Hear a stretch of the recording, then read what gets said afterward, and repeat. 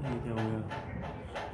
Okay, online class में सभी का स्वागत। फर्स्ट ईयर AHDP के स्टूडेंट्स के लिए एनिमल मैनेजमेंट में आज जो है हम देखेंगे faults of animal housing in rural area and their correction. दोष, फॉल्ट, ग्रामीण क्षेत्रों में पशुओं की आवास व्यवस्था में कौन कौन से हैं वो दोष मिलते हैं और उनको निवारण कैसे किया जाता है। ये हमारा 17th चैप्टर है, 17 नंबर चैप्टर। एक एक करके हम कंटिन्यू इन दोनों सब्जेक्ट्स को लेते रहेंगे।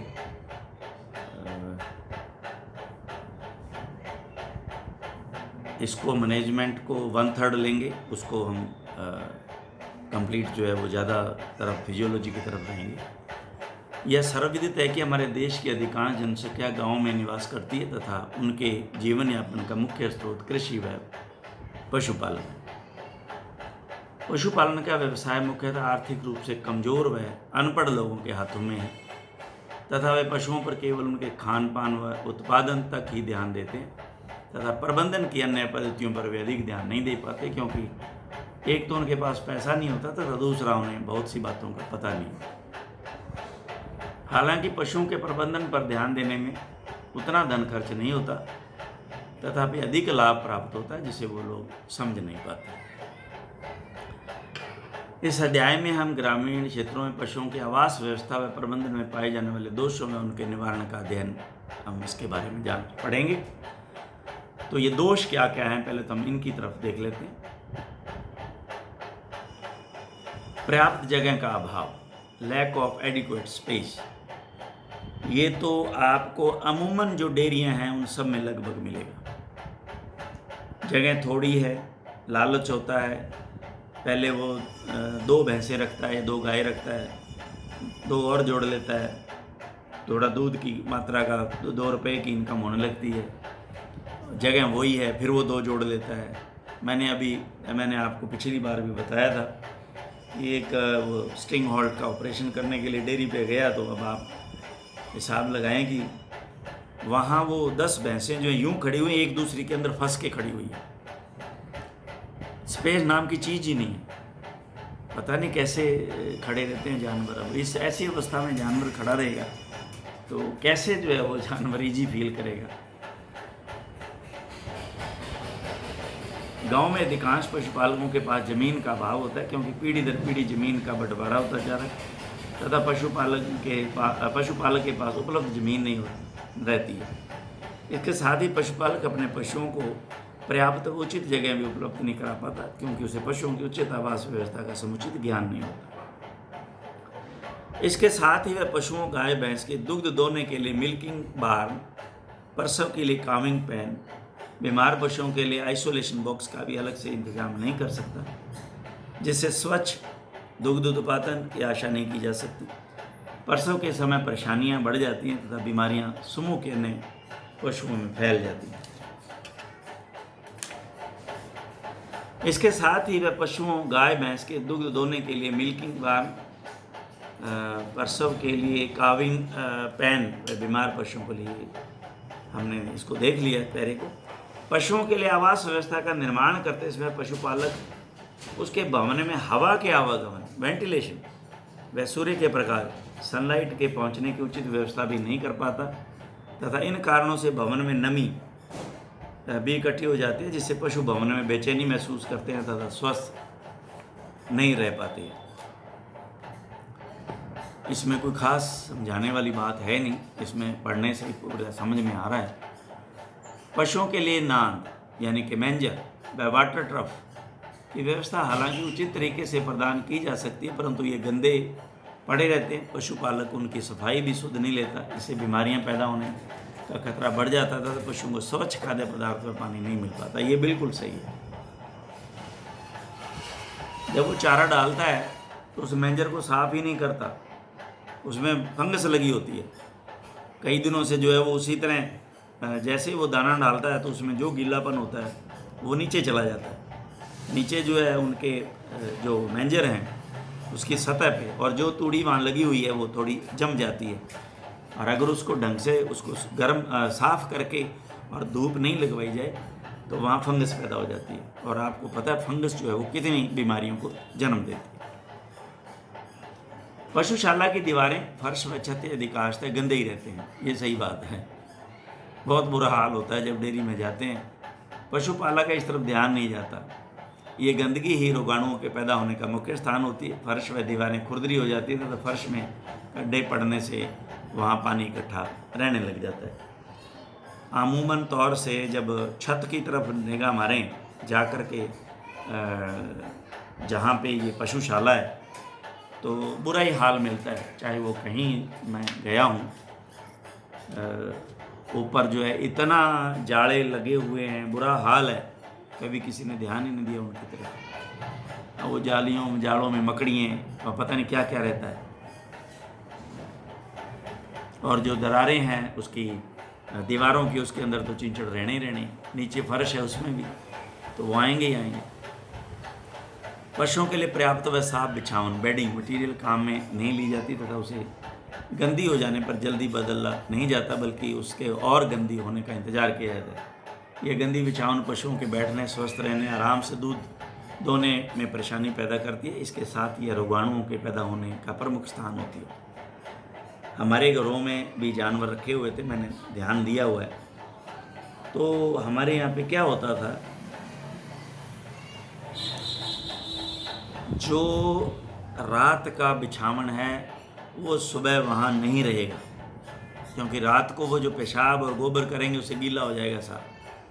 तो पहले वो सुबह उसको हटाया जाएगा और सूखा जो रेत वहाँ डाली जाएगी, ये पहला नियम था।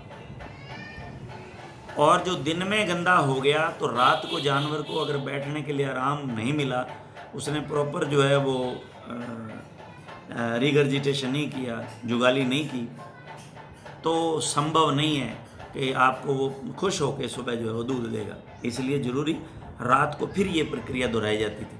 सर्दियों में 2 बार और गर्मियों में 1 बार ये दोहराई जाती थी, तो ये मुझे अच्छी तरह से पता है। और भैंस है तो उसको अगर आपने नहलाया नहीं पानी में तो वो आराम से आपको दूध देगी ही नहीं, तो ये एक बड़ा इम्पॉर्टेंट बात है। और गर्मियों में तो तालाबों में छोड़ते थे भैंसों को ले जाके लगभग 11 बजे, और वो सारा दिन वहाँ बैठी रहती थी पानी के अंदर। 4 बजे या 3 बजे उसको लाते थे निकाल के। तो ये तरीका था वहाँ पे, ताकि वो सारा दिन अब वो उसमें पानी में जो नहाई है, आनंद लिया उसने, तो वो कहाँ उसका शरीर जो है वो आनंद कहाँ वहाँ उसमें शाला में खड़े खड़े कैसे उसका ताल बैठेगा पशुशाला में खड़े।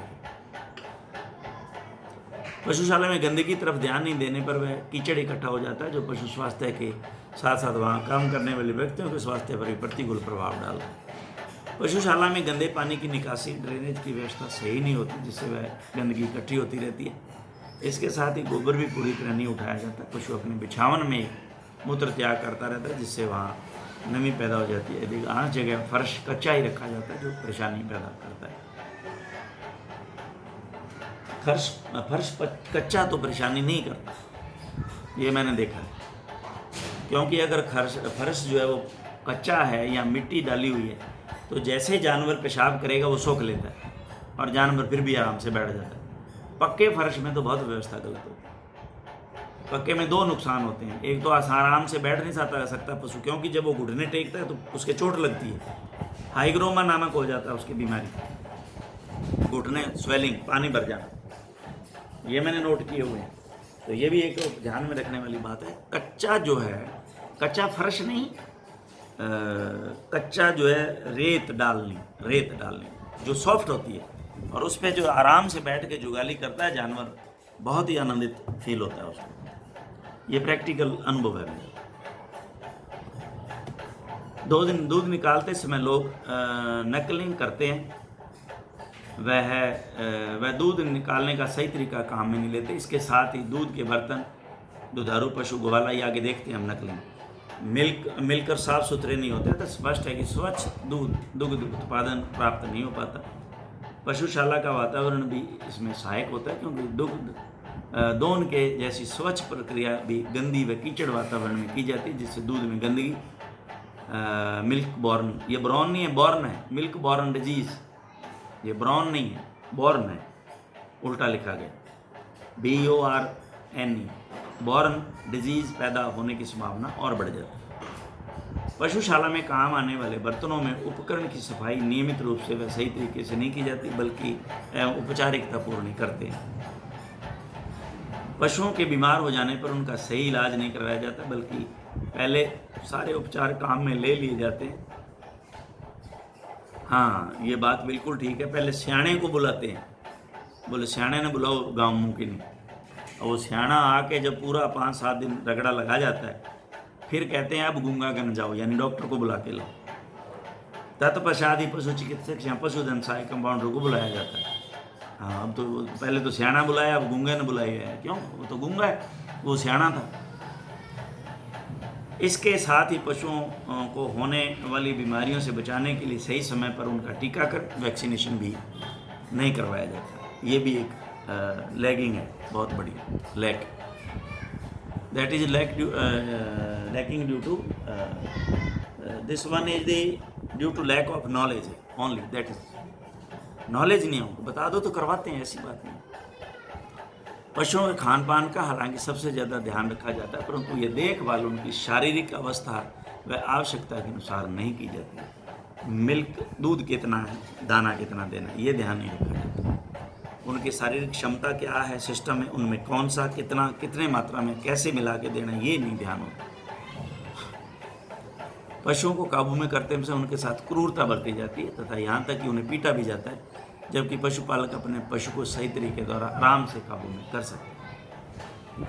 बेकार पशुओं को जिनको प्रजनन के काम में नहीं लिया जा सकता, उन्हें स्वतंत्र छोड़ दिया जाता है या उनसे भी प्रजनन करवाया जाता है, जिससे आने वाली पीढ़ी उन्नत होने के बजाय बिगड़ती है।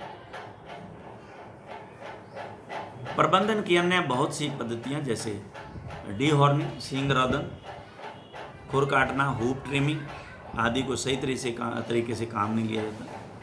पशुओं के खुर बढ़ते रहते हैं तथा उसे दर्द व बेचैनी रहती है, परंतु पशुपालक इसे ध्यान नहीं देता। डीहॉर्निंग भी नहीं करवाते, सींग बढ़ जाते हैं। अधिकांश पशुपालक केवल अपने आर्थिक महत्व के ही रिकॉर्ड रखते हैं तथा अन्य रिकॉर्ड रखने वे ज़्यादा ध्यान नहीं देते हैं। तो ये इतनी सारी कमियां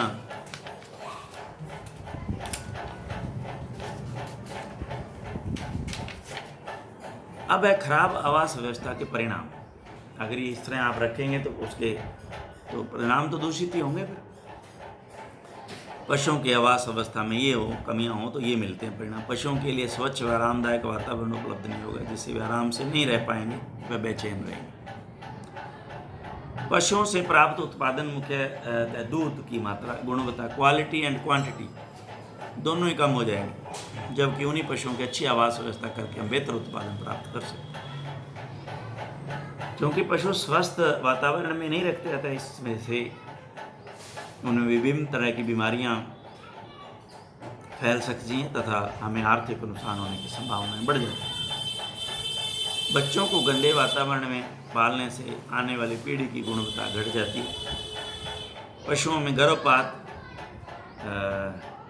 कंटेजियस अबॉर्शन, ये हम आगे पढ़ेंगे ये क्या क्या होती हैं बीमारियां जो कंटेजियस अबॉर्शन करती हैं, जैसे एंडोमेट्राइटिस, बायोमेट्रा व निमोनिया आदि की परेशानी अधिक हो सकती हैं। और इसमें कंटेजियस के अंदर, इन्फेक्शियस और कंटेजियस के अंदर दो हमारे पास ब्रुसेलोसिस, विब्रियोसिस और ट्राइकोमोनियोसिस मेन आएंगे आगे। ब्रुसेलोसिस, ट्राइकोमोनियोसिस और विब्रियोसिस, तो ये अभी से ही नाम आप इनको याद करना शुरू कर दें। आगे आपके ये बीमारियां मेडिसिन में और गायनोकोलॉजी में बड़ी काम आएंगी। पशुओं को लगने वाली चोट अनदेखी करने पर किसी बड़ी परेशानी का रूप धारण कर सकती है। इस प्रकार स्पष्ट है कि पशुओं की खराब आवास व्यवस्था से प्रत्यक्ष या अप्रत्यक्ष रूप से नुकसान ही नुकसान है, जिन्हें सुधार कर प्रत्यक्ष या अप्रत्यक्ष लाभ प्राप्त किया जा सकता है। ये कोई बड़ी बात नहीं है। इसको सुधारना आराम से आप करेक्ट कर सकते हो। पशुओं को उनकी आवश्यकता के अनुसार पर्याप्त जगह, कवर्ड व ओपन दोनों प्रदान करनी चाहिए, जिससे वे आराम से वे बेचैनी रहित वातावरण में रह सकें। जब ज़रूरत हो तो वो कवर्ड एरिया में चले जाएं। सबसे बड़ा होता है जानवर को पेड़ों के नीचे रहना सबसे बहुत पसंद आता है। वहाँ छाया के अंदर वो हवा उचित जो है वो उनको फील होती है। सही वास्तव में ये, क्योंकि अगर आप जो शेड बनाया है उसके नीचे कर देते हैं तो वो भी गर्म आजकल तपते हैं। जबकि अगर बहुत ज़्यादा लू चल रही हो तो वो अलग बात है। कुछ दिनों को छोड़ करके बाकी जानवर जो है पेड़ के नीचे बैठना और जुगाली करना पसंद करते हैं। भवन में हवा के आवागमन, वेंटिलेशन व सूर्य के प्रकाश की उचित व्यवस्था होनी चाहिए, जिसके लिए उचित ऊंचाई पर खिड़कियां, दरवाजे व वेंटिलेटर लगे होने चाहिए। भवन में नमी एकत्रित नहीं होनी चाहिए किसी भी तरह से।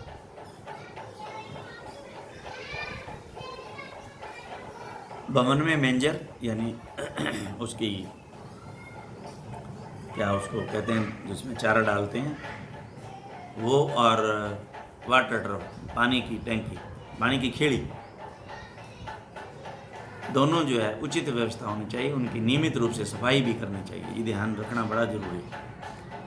और पानी के अंदर तो हल्का सा लाल दवा जो है अवश्य डाल दें, ताकि वो हमेशा के लिए उसमें रहेगी तो वो जीवाणु पनपने नहीं देगी।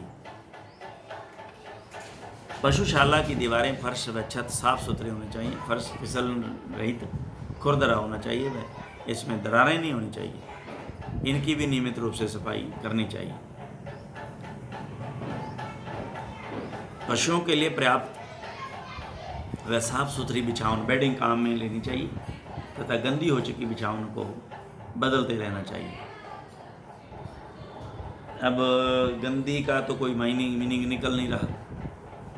अब गंदी तो छींटे लग गए तो भी गंदी है, और बिल्कुल ही यूँ काली पड़ गई तो वो भी गंदी है।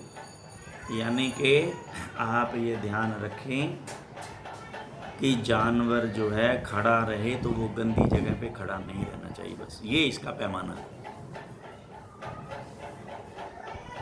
और इसका स्पष्ट रूप से तो यही है कि आपकी अगर ढलान प्रॉपर है उसकी फर्श की, तो आपने अगर पानी की टंकी है उस आपके पास, तो उसमें आप मोटर लगा करके और प्रेशर के साथ जब भी आप देखें उसमें जो है वो प्रेशर से उसको साफ़ कर दें। नाली प्रेशर लगाएं ट्यूब से और उसको ढंग से जो है वो साफ़ कर दें। प्रेशर से वो आराम से साफ़ हो जाती है।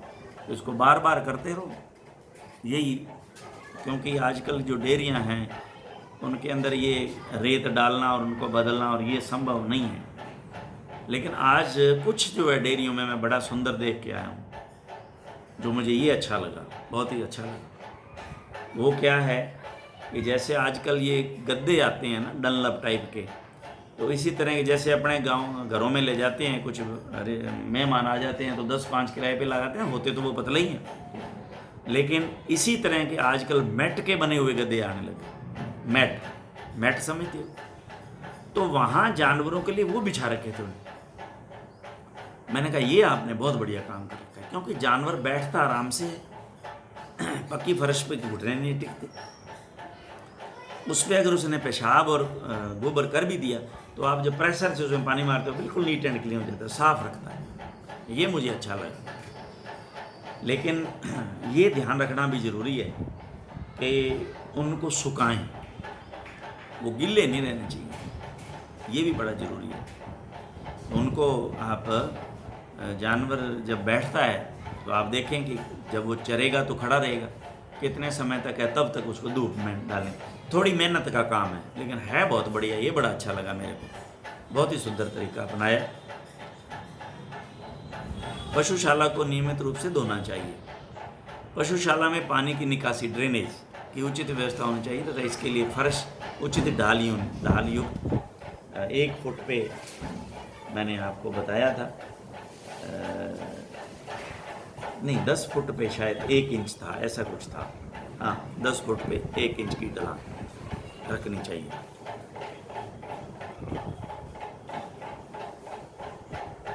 प्रतिकूल मौसम जैसे सर्दी, गर्मी, बरसात से बचाने के लिए उचित व्यवस्था करनी चाहिए।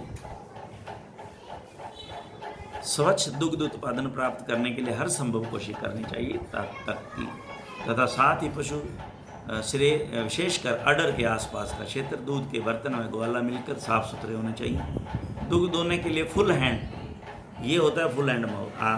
आगे देखेंगे, आगे आपको मैं ये पूरा जो है ना दोनों के दोनों क्रियाएं आएंगी, वो ढंग से देखेंगे। दूध दोहन भी आएगा आगे, उसमें आप इसको समझ पाओगे। तो ये नकलिंग नहीं करनी चाहिए। अंगूठा ये अंदर नहीं लेना चाहिए, यूँ ये अंगूठा अंदर लगाते हैं, यूँ करते हैं, यूँ नहीं, अंगूठा यूँ पूरा, यूँ पूरी मुट्ठी, ये मुट्ठी अंगूठा नहीं अंदर होना चाहिए। ये नकलिंग है, बार बार एक ही जगह प्रेस होता है, नकलिंग नहीं करनी चाहिए। पशुशाला के बर्तन व उपकरणों को नियमित रूप से साफ करना चाहिए। पशुओं का विभिन्न बीमारियों से बचाव के लिए टीकाकरण, वैक्सीनेशन करवाना चाहिए तथा बीमार पशुओं को समूह से अलग रखकर उनका इलाज करना चाहिए। एक जो मैं आपको बात विशेष तौर से बताना चाहूँगा, सर्दियों में क्या जानवर अंदर रहता है बंद, वो हमारा पास जो आवास होता है बंद होता है, उसी में रखते हैं, क्योंकि वहाँ तो इमरजेंसी जो है वो मेंजर बनी होती है। अगर कहीं कोई बरसात आ जाए या कोई इस तरह की अवस्था बन जाए तो हम वहाँ उसको वो चारा और दाना डाल देते हैं। लेकिन आम तौर से क्या है, वो जानवर जो है बाहर लाए जाते हैं। सर्दियों में तो विशेष तौर से हल्की सी धूप होती है तो सुबह सुबह पशु को बाहर निकालते हैं और बाहर ही उसको चारा डालते हैं। तो ये कि जो विशेष मैं आपको बड़ी इम्पोर्टेंट बात बता रहा हूँ, जब आप अंदर से जानवर को बाहर निकालें तो पहले जानवर को अंदर, जब वो खड़ा है अंदर बाहर निकालने से पहले, उसके जो पीठ पे 5-7 बार उसको थपथपा दें अच्छी तरह से। तो क्या होगा, उसमें एक्टिव जो है वो नेस आएगी, ये मैंने नोट किया, और वो अलर्ट हो जाएगा। इन एक्टिवनेस का अलर्ट हो जाएगा। अलर्ट इसलिए हो जाएगा कि मुझे बाहर जाना है। ये ध्यान रखने वाली बात है खास तौर से। अगर आपने सीधा ही उसका रस्सी पकड़ के बाहर निकाल दिया तो ये मैंने नोट किया है, जानवर बीमार हो जाता है। अब ये क्या एक्शन होता है क्या नहीं होता है इसका मुझे नहीं पता, लेकिन ये घरेलू बातें हैं जो मुझे गांव में मैं जब जाता था तो वो फार्मर ये तरीका अपनाते थे, तो मैं उनसे पूछता था कि इसका कारण, ये इसका ये कारण है। अब ये यहाँ कहीं हमारी साइंस तो ये कुछ नहीं यहाँ बता रही, लेकिन ये एक बात तो ये ज़रूर है कि अगर आप रजाई लेके सर्दी में सोए हुए हैं और अलर्ट होकर के रजाई उतारते हैं एक्टिव होके, तो ये वास्तव में सही बात, सर्दी नहीं लगती। और अगर आप यूं ही उतार देते हैं तो आपको ठंड लग जाती है। ये तो मैंने नोट किया। तो वही एक्शन जब आप उसको थपथपा देते हैं, एक्टिव करते हैं कुल मिला के जानवर को बाहर ले जाने से पहले, कहने का मतलब इतना है। और ये देखा है मैंने, पशुओं को उनकी शारीरिक स्थिति, कार्य की, दुधारू होने या गाभिन होने के अनुसार खान पान प्रदान करना चाहिए, जिससे उनकी अच्छी वृद्धि हो सके तथा हमें बेहतर उत्पादन व अच्छी पीढ़ी प्राप्त हो सके। तो ये आप अगले हमारे उसमें क्लास में आप सेकेंड ईयर में न्यूट्रिशन के बारे में डिटेल पढ़ोगे, कितने वजन के जानवर को, कितनी उम्र के जानवर को, कितने गाभिन को, कितना दूध देने वाले को, कितना दाना, कितना चारा हरा, सब आपको एक कैलकुलेशन दी जाएगी। तो यहाँ आपको घबराने की ज़रूरत नहीं है। आपको यही रखें कि सही देना चाहिए, यही लिखना है। पशुओं को उचित तरीके से आराम से काबू में करना चाहिए तथा उन्हें काबू में करते समय उनके साथ ज़बरदस्ती या उन्हें पीटना नहीं चाहिए। बेकार व बूढ़े पशुओं को प्रजनन के काम में नहीं लेना चाहिए। कई बार क्या होता है, मैं आपको बता दूं क्योंकि मेरे साथ ये घटना घटित हुई। कईयों को ये होता है दिमाग के अंदर कि मेरा जानवर है, मैं जो मर्जी करूं इसके साथ। ऐसा नहीं है, ये क्यूरलिटी एक्ट में आता है।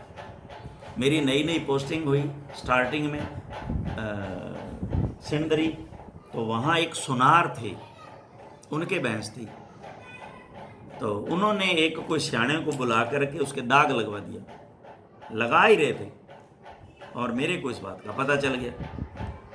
मैंने जाके उसको रोका, मैंने कहा भाई ये क्या कर रहे हो, ये कार्य नहीं कर सकते आप। कहा जी मेरी भैंस है, मैं जो मर्जी करूं। मैंने कहा अभी रुक जा। मैंने थाने में फ़ोन किया, वो थानेदार आ गया, उसने मुंशी भेजा था, कह रहे डॉक्टर साहब क्या बात है। मैंने कहा भाई ये पढ़ लो और ये क्रूअल्टी एक्ट में आता है, इसको अंदर करो। मैं कैसा आप रिपोर्ट बनाओ, अभी कर देता हूँ अंदर। अब वो इतने में सुनार जी महाराज तो दौड़ के आए और पाँव पकड़ लिए, क्या साहब मेरी तो गलती होगी, मेरे को पता ही नहीं था। और जो वो दाग रहा था उसका पता ही नहीं चला कहाँ चला गया। तो ये क्रूअल्टी एक्ट में आता है। आप इस तरह से जानवर के साथ नहीं कर सकते, ध्यान रखना। ये मैं आपको बता रहा हूँ, क्योंकि आप अभी तो हम इंडिया में हैं, बाहर तो आप फॉरेन कंट्री में बच्चे के थप्पड़ नहीं मार सकते। आप तो यहाँ गाय को पीट रहे हो, भैंस को पीट रहे हो, वहाँ ऐसा अलाउड नहीं है। बच्चे के चोट नहीं, पिता थप्पड़ नहीं मार सकता।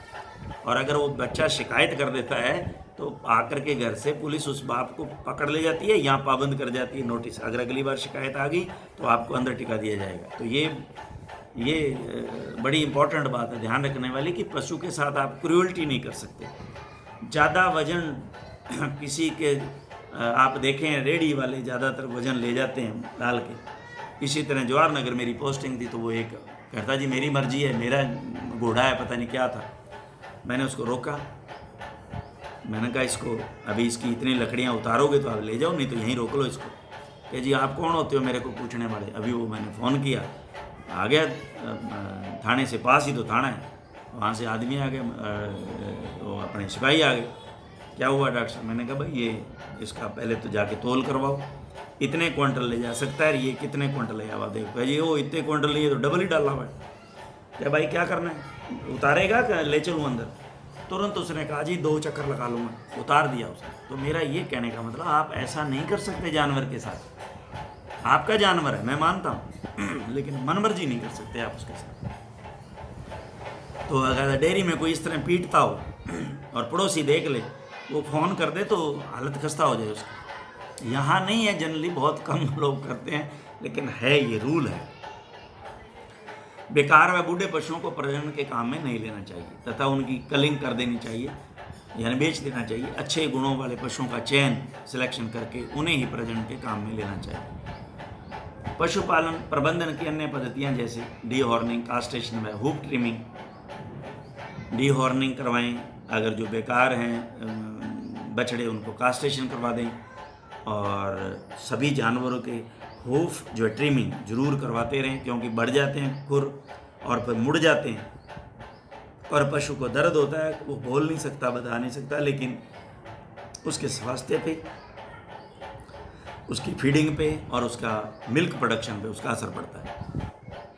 पशु पालन प्रबंधन की अन्य पद्धतियाँ ये अपनानी चाहिए। पशुपालक को आर्थिक लाभ प्राप्त करने व पशुशाला के सही प्रबंधन के लिए सभी तरह के रिकॉर्ड्स रखने चाहिए। एक ही रिकॉर्ड नहीं, सब रिकॉर्ड होने चाहिए उसके पास में। किस दिन कौन सी गाय को वैक्सीन, उन गायों के नंबरिंग कर दें, किसके वैक्सीन हुआ था, किसके एआई का टीका लगा, और कब वो ब्याई, और कितना दूध देती है, उसको मैं कितना जो राशन देता हूँ, किस किस तरह देता हूँ, वो पूरा रिकॉर्ड आपके पास होना चाहिए। फिर उसका टोटल रिकॉर्ड आप उसका निकाल सकते हैं कि क्या आया और क्या कमाया, क्या मैंने खर्चा।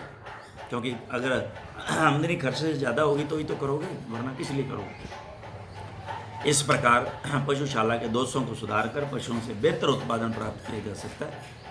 इन दोषों को सुधारने पर होने वाले प्रभाव व उसके परिणाम स्वतः ही स्पष्ट हो जाते हैं, जिन्हें देखकर पशुपालक भी प्रसन्न होता है, पशु भी बेहतर वातावरण में रहते हैं। तो ये हमारा आज 70th चैप्टर इसके अंदर कंप्लीट हुआ, और नेक्स्ट हम हमारा 18th chapter feeding stuff for animals and there classification के बारे में नेक्स्ट हमारे लेक्चर में चर्चा करेंगे। Thank you very much.